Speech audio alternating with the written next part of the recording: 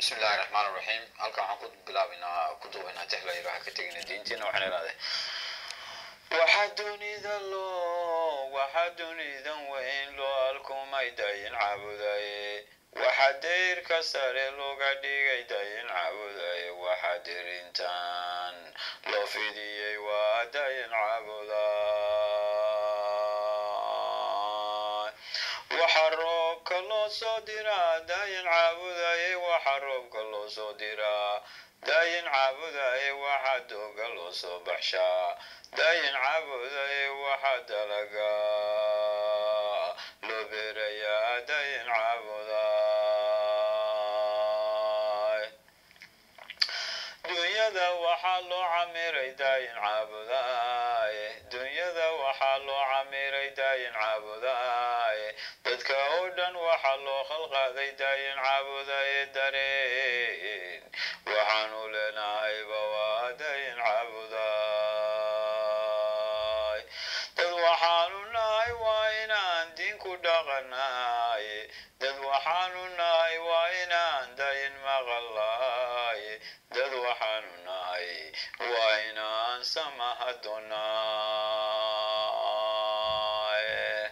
dad waxaanu nahay waa inaan xaqa difaacnaye dad waxaanu nahay waa inaan dirici raacnaye sala allahu calayhi wasalam dad waxaanu nahay waa inaan daahir noqonaye dad waxaanu nahay waa inaan derajo gadhnaye dad waxaanu nahay waa inaan dayin aragnaye dad waxaanu nahay waa inaan daci noqonaay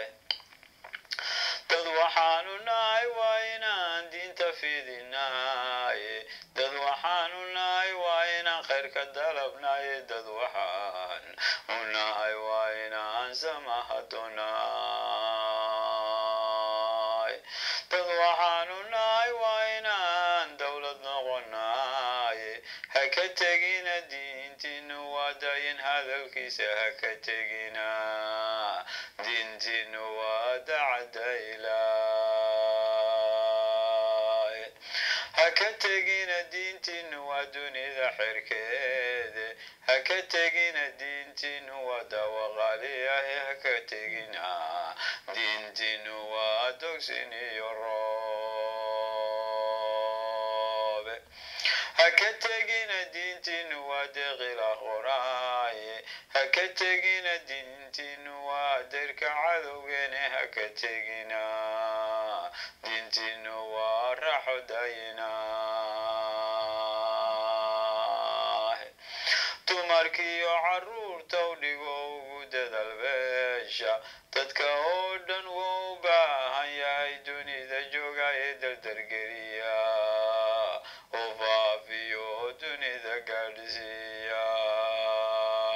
dhalinyarada dafaa ku nool deeqda ugu yeedha dadka kale xaq buu leeyahe diinta ugu yeedha dadaal bixiya